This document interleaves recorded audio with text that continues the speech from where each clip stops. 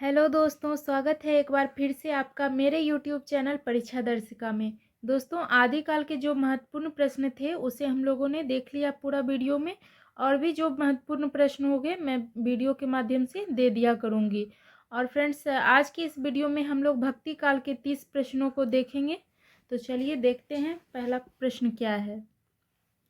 पहला है, सूरदास ने अपनी रचनाओं में किस भावना का चित्रण किया। तो दोस्तों, जैसा कि आप लोग को पता होगा कि आदिकाल के बाद भक्ति काल का समय आया, और भक्ति काल को दो धाराओं में बांटा गया। एक निर्गुण भक्ति धारा और एक सगुण भक्ति धारा। निर्गुण भक्ति धारा का फिर दो उपशाखाओं में बांटा गया। एक ज्ञान मार्गी शाखा, एक प्रेम मार्गी शाखा। और सगुण भक्ति धारा का भी दो उपशाखा हुआ, एक राम भक्ति शाखा, दूसरा कृष्ण भक्ति शाखा। तो दोस्तों, ज्ञान मार्गी शाखा के जो प्रमुख कबीर हुए, कवि जो हुए कबीर, नानक, रैदास। प्रेम मार्गी शाखा के प्रमुख कवि मलिक मोहम्मद जायसी, मुल्ला दाऊद, कुतुबन कवि, ये सब प्रमुख थे। उधर सगुन भक्ति के राम भक्ति शाखा के कवि देखे तो तुलसीदास प्रमुख थे, और कृष्ण भक्ति शाखा के कवि थे सूरदास, मीराबाई, ये सब प्रमुख कवि थे। तो यहाँ कह रहा है क्वेश्चन, सूरदास ने अपनी रचनाओं में किस भावना का चित्रण किया है। तो दोस्तों, इन्होंने अपनी रचनाओं में श्रृंगार, वात्सल्य, प्रेम, इन तीनों भावना का चित्रण किया है। तो उपर्युक्त तीनों हो जाएगा। सूरदास की रचनाओं में श्रृंगार, प्रेम, वात्सल्य तीनों भावनाओं का मिश्रण मिलता है फ्रेंड्स। और सूरदास तो देख लिए कौन थे, तो ये भक्ति काल के अंतर्गत कृष्ण भक्ति शाखा के ये कवि थे। दोस्तों, जैसा वात्सल्य वर्णन इन्होंने हिंदी साहित्य में किया, वैसा अद्वितीय है हिंदी साहित्य में। इसलिए तो सूरदास को क्या कहा जाता है, वात्सल्य का सम्राट। ये क्वेश्चन पूछा जाए, वात्सल्य का सम्राट किसे कहा जाता है, तो सूरदास सही कीजिएगा। दोस्तों, इसी संदर्भ में एक और महत्वपूर्ण बिंदु बता दूं जो एग्जाम में पूछा जाता है कि सूरदास की भक्ति भावना कैसी थी। तो सूरदास की भक्ति भावना जो थी सखा भाव की थी। भगवान के साथ भक्ति का सखा रूप, इस तरह का उनका भक्ति भावना था, ध्यान रखिएगा। अगला प्रश्न है फ्रेंड्स, प्रेम का पीर भक्ति काल के किस धारा के कवियों को कहा जाता है। तो प्रेम मार्गी धारा के कवि को कहा जाता है। दोस्तों, इसमें प्रमुख कौन थे प्रेम मार्गी धारा के कवि में, तो मलिक मोहम्मद जायसी। इनकी प्रमुख ग्रंथ तो जानते होंगे, पद्मावत और एक है मंझन। इनकी रचना है मधुमालती। उस्मान, ये सब प्रेम मार्गी धारा के कवि थे दोस्तों। और ये कवि मुसलमान होते हुए भी हिंदू जीवन से संबंधित कथाएं लिखे। इन्होंने भौतिक प्रेम के माध्यम से ईश्वरीय प्रेम का वर्णन अपनी रचनाओं में किए हैं। ज्ञान मार्गी शाखा के कौन कौन कवि थे, तो कबीरदास, रैदास, गुरु नानक, ये ज्ञान मार्गी शाखा के प्रमुख कवि थे। कृष्ण भक्ति शाखा के प्रमुख कवि कौन कौन हुए, तो सूरदास, मीराबाई, रसखान, ये कृष्ण भक्ति शाखा के प्रमुख कवि थे। चलिए अगला प्रश्न देखते हैं, भक्ति शब्द का सर्वप्रथम उल्लेख कहाँ मिलता है। तो दोस्तों, भक्ति शब्द का सर्वप्रथम उल्लेख श्वेताश्वर उपनिषद में मिलता है। और फ्रेंड्स, पूछे भक्ति शब्द की व्युत्पत्ति कहाँ से हुई पूछा जाए, तो भज धातु से हुई है। भज धातु से भक्ति शब्द की उत्पत्ति हुई है। चलिए अगला प्रश्न देखते हैं, श्रद्धा और प्रेम के योग को किसने भक्ति का नाम दिया। तो दोस्तों, आचार्य रामचंद्र शुक्ल ने श्रद्धा और प्रेम के योग को भक्ति कहा, आचार्य रामचंद्र शुक्ल ने। अगला प्रश्न है, भगवान के प्रति अनन्यगामी एकांत प्रेम का नाम भक्ति है, कथन किस साहित्यकार का है। तो दोस्तों, यह कथन हजारी प्रसाद द्विवेदी का है। भगवान के प्रति अनन्यगामी एकांत प्रेम का नाम भक्ति है। ये हजारी प्रसाद द्विवेदी का कथन है। अगला देखते हैं, भगवान विष्णु को केंद्र में रखकर आराधना करने वाले साधक क्या कहलाए। तो दोस्तों जो भगवान विष्णु को आराधना करते थे वो कहलाए अलवार कहलाए। दोस्तों कुछ शुरुआती भक्ति आंदोलन का नेतृत्व अलवार और नयनबार ने किया। अब ये अलवार और नयनबार कौन थे, तो फ्रेंड्स आपको बता दें कि अलवार उसे कहा गया जो विष्णु के भक्त थे। ये विष्णु भक्त थे। और नयनबार किसे कहा गया, जो शिव जी के भक्त थे।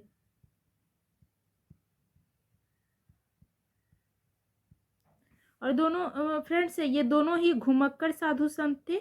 जगह जगह यात्रा कर अपनी देवी देवताओं के भजन गाते चलते थे। इस तरह फ्रेंड्स भगवान विष्णु को केंद्र में रखकर आराधना करने वाले अलबार कहलाए और जो शिव जी की आराधना करते थे वो नयनबार कहलाए। चलिए अगला प्रश्न है, भगवान शिव को केंद्र में रखकर साधना करने वाले साधक किस नाम से प्रचलित हुए। तो ये नयनबार कहलाए। ऊपर के प्रश्न में देखिए, अलबार जो विष्णु भक्त थे। आगे है, भक्ति को ईसाई धर्म की देन मानने वाले विद्वान थे। तो ये थे जॉर्ज गियर्सन विल्सन वेबर, ये थे। उपर्युक्त में से तीनों हो जाएगा। इस भक्ति को ईसाई धर्म के दिन मानने वाले विद्वान गियर्सन विल्सन वेबर थे। भक्ति का विकास अचानक बिजली की चमक के समान हुआ, यह कथन किसका है। तो फ्रेंड्स यह कथन जॉर्ज गियर्सन का है। और इसके बारे में बता दें फ्रेंड्स कि इन्होंने भक्ति का विकास बिजली के चमक के समान इन्होंने माना है भक्ति का विकास। चलिए अगला प्रश्न देखते, भक्ति काल को पराजित मनोवृत्ति का प्रतीक मानने वाले विद्वान थे। तो ये कौन थे, गुलाब राय, आचार्य रामचंद्र शुक्ल, ये दोनों थे। भक्ति काल को पराजित मनोवृत्ति का प्रतीक मानने वाले थे। तो फ्रेंड्स इनका मत था कि जब देश में मुस्लिम राज्य का स्थापना हो गया तब हिंदू जनता के हृदय में गौरव उत्साह का भावना खत्म हो गया, क्योंकि उसके सामने ही उसके देव मंदिर गिराए जा रहे थे, भगवान की मूर्तियां तोड़ी जा रही थी। इन सब चीज़ों के बावजूद जनता कुछ नहीं कर सकते थे। वो ऐसे में हताश, निराश और पराजित मानसिकता से ग्रसित हो गए और अंत में भगवान की शरण में जाने के अलावा उनके पास कोई मार्ग नहीं था। तो इस संदर्भ में इनका मत था। तो चलिए आगे देखते हैं, भक्ति को मुस्लिम की देन मानने वाले विद्वान कौन हैं। तो ये ताराचंद हैं, हुमायूं हैं, आबिद हुसैन, ये सभी हैं। अगला प्रश्न है हमारा, तापसी शाखा के संस्थापक कौन है। तो तापसी शाखा के संस्थापक कौन है, किलदास है, रामचरण दास। तो दोस्तों ये राम सनेही संप्रदाय के संस्थापक थे। राम सनेही संप्रदाय के संस्थापक थे। बाबा लाल, दोस्तों ये 14वीं सदी के ये संत थे और हिंदू धर्म में ये पूजनीय थे। इनका अन्य नाम लाल दास बैरागी भी इन्हें कहा जाता है, लाल दास बैरागी। और ये हिंदू धर्म में पूजनीय थे। इनका ये विशेषता सामाजिक कल्याण के लिए ये जाने जाते हैं, बाबा लाल। अग्रदास कौन थे। तो दोस्तों ये संत कवि थे, कृष्ण पहाड़ी के ये शिष्य थे। इन्हीं के शिष्य हुए नाभादास, जिन्होंने भक्तमाल नामक ग्रंथ की रचना की, नाभादास ने। और दोस्तों इनके शिष्यों में ये प्रमुख माने जाते हैं, नाभादास। अगला प्रश्न है, सत्यनामी संप्रदाय के संस्थापक कौन है। तो ये जगजीवन दास है, सत्यनामी संप्रदाय के संस्थापक। चलिए अगला प्रश्न देखते हैं, निम्नलिखित कवियों में कौन सगुण भक्ति धारा का कवि नहीं है। तो फ्रेंड्स सगुण भक्ति धारा के विषय में बता दें, जिन कवियों ने ईश्वर के सगुण रूप, भगवान के अवतार रूप की पूजा की, वो सगुण भक्ति कहलाए। और इसमें जो है नूर मोहम्मद कौन थे। तो ये निर्गुण भक्ति के अंतर्गत प्रेम मार्गी ये सूफी कवि थे। ये प्रेम मार्गी सूफी कवि थे।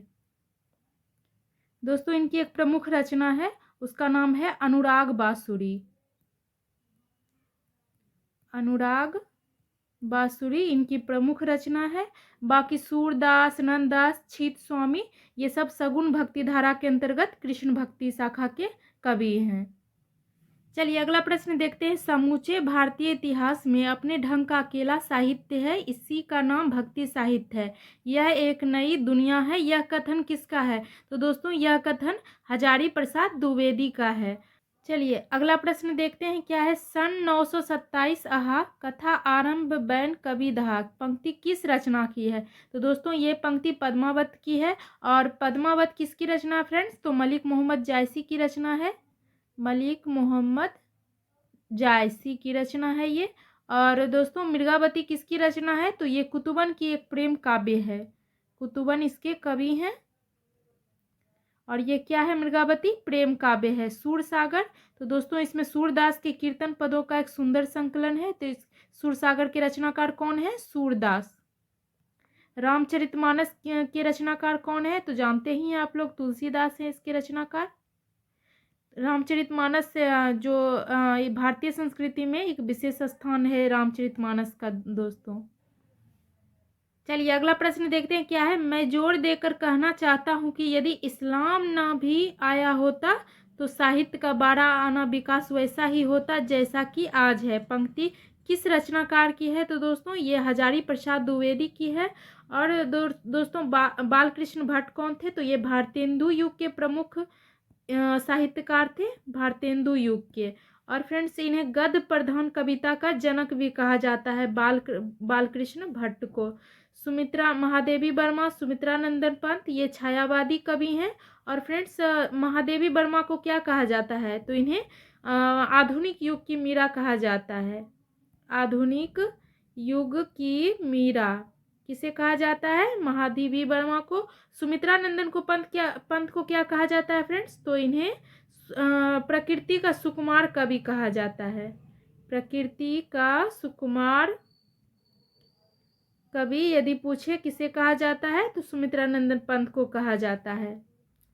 चलिए अगला प्रश्न देखते हैं क्या है। जाके प्रिय न राम वैदेही पंक्ति तुलसीदास की रचना से है। किस रचना से है? तो दोस्तों ये जो पंक्ति है तुलसीदास की विनय पत्रिका से है। और विनय पत्रिका में दोस्तों उनके गीतों का संग्रह है। इस गीत में हनुमान, सीता, विष्णु भगवान, राम, चित्रकूट, काशी, यमुना इन सबों की स्तुतियां हैं विनय पत्रिका में। और देखिए कवितावली में क्या है। तो श्री रामचंद्र जी के इतिहास का वर्णन कवित चौपाई छंदों में किया गया है कवितावली में। गीतावली, तो गीतावली फ्रेंड्स ये तुलसीदास की प्रामाणिक ग्रंथों में से एक है। और ये ब्रज भाषा में रचित है। गीतावली ब्रज भाषा में रचित गीतों की रचना है। इसमें इस गीतों में भगवान श्री राम की कथा कही गई है गीतावली में। दोहावली ये तुलसीदास के द्वारा रचित दोहों का एक ग्रंथ संग्रह है। और इसमें लगभग 573 दोहे हैं संकलित। चलिए अगला प्रश्न देखते हैं क्या है। उस समय हाट बाजार में जाना छोड़कर घर में पड़े पड़े मृगावती और मधुमालती नाम की पोथियां पढ़ा करता था। पंक्ति किस कवि की है? तो दोस्तों ये पंक्ति बनारसी दास जैन की है। और तुलसीदास और रहीमदास ये भक्ति काल के कवि थे। भक्ति काल के कवि थे। और इनका पूरा नाम क्या था फ्रेंड्स? रहीम का, तो इनका पूरा नाम था अब्दुल रहीम खाना इनका पूरा नाम था। और बनारसी दास चतुर्वेदी कौन थे फ्रेंड्स? तो बनारसी दास चतुर्वेदी हिंदी साहित्य और पत्रकार, हिंदी साहित्य के प्रमुख ये कवि थे। और ये पत्रकार भी थे और उस समय के महत्वपूर्ण संपादक थे। बनारसी दास जैन कौन थे? इनकी एक प्रमुख रचना है फ्रेंड्स अर्धकथानक, सुने होंगे, आत्मकथा है उनकी अर्धकथानक।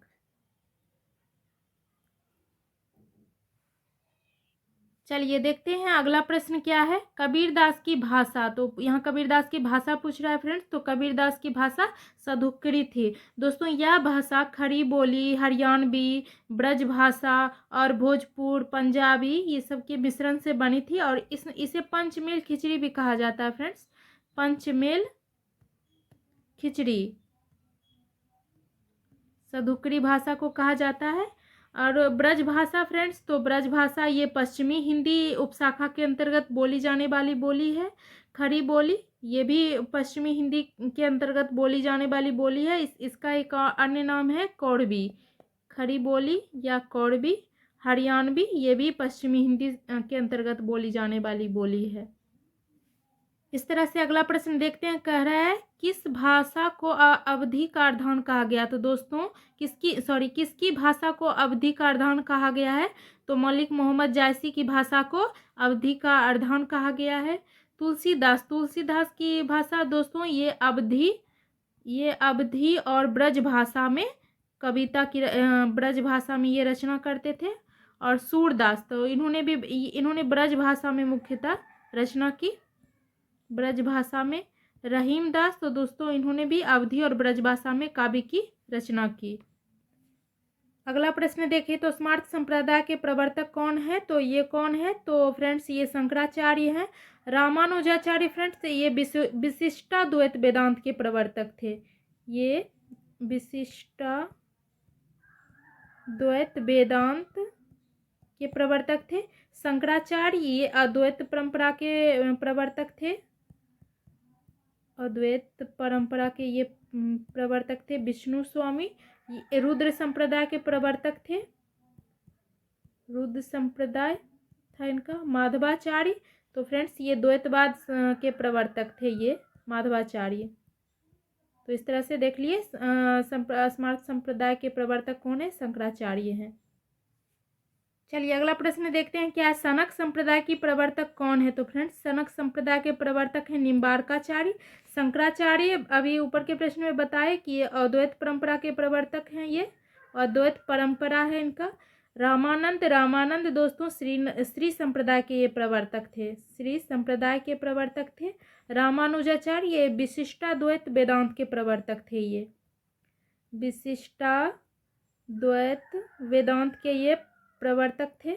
तो इस तरह से देख लिए सनक संप्रदाय के प्रवर्तक कौन है, तो ये निम्बार्काचार्य हैं।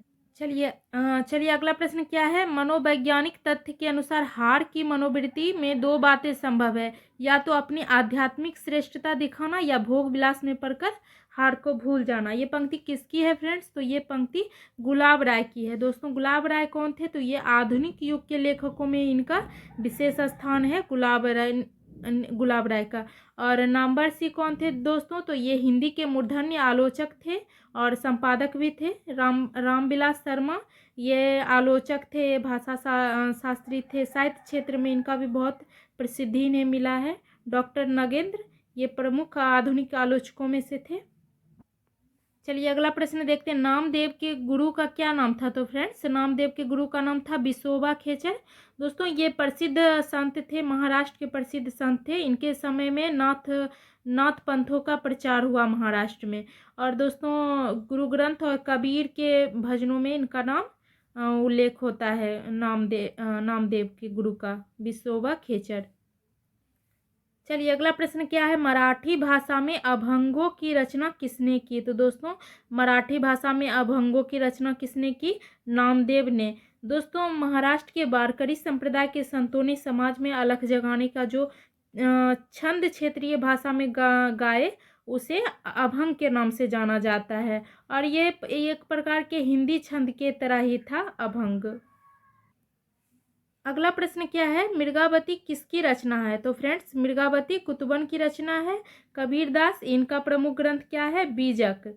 इनका प्रमुख ग्रंथ बीजक है। और इसके बीजक के कितने भाग है फ्रेंड्स, 3 भाग है, साखी, शबद और रामायणी। ये इस तरह से बीजक के 3 भाग है। ये बहुत पूछा जाता है एग्जाम में क्वेश्चन, बीजक किसका ग्रंथ है, तो कबीरदास का ग्रंथ है। इसके कितने भाग है, 3 भाग है, साखी, शबद, रामायणी। नूर मोहम्मद की प्रमुख रचना देखें तो अनुराग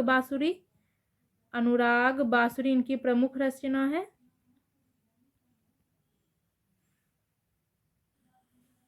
चलिए अगला प्रश्न है, किसने माना कि भक्ति शब्द की व्युत्पत्ति भज धातु से हुई। तो दोस्तों ये मोनियर विलियम्स थे। इन्होंने माना कि भक्ति शब्द की व्युत्पत्ति भज धातु से हुई है। चलिए आगे देखते हैं, अवधू मन चंगा तो कठौती में गंगा किस पंक्ति किस कवि की है।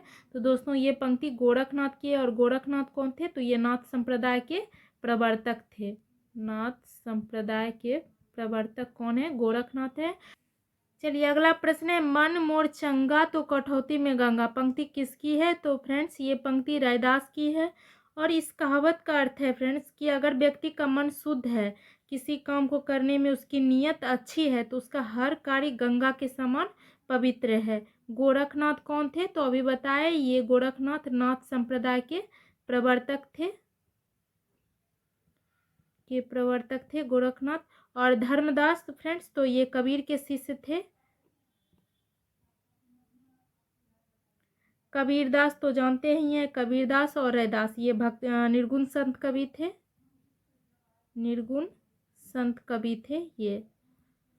ओके फ्रेंड्स, तो ये थे भक्ति काल के महत्वपूर्ण प्रश्न। और दोस्तों, भक्ति काल के सारे महत्वपूर्ण प्रश्नों को हम लोग डिटेल्स में देखेंगे। तो इसी के साथ मिलते हैं नेक्स्ट वीडियो में। तब तक आप इन प्रश्नों को अच्छी तरह से देखिए और लाभ उठाइए। वीडियो को लाइक कीजिए और चैनल पर न्यू है तो सब्सक्राइब कर लीजिए। Thank you.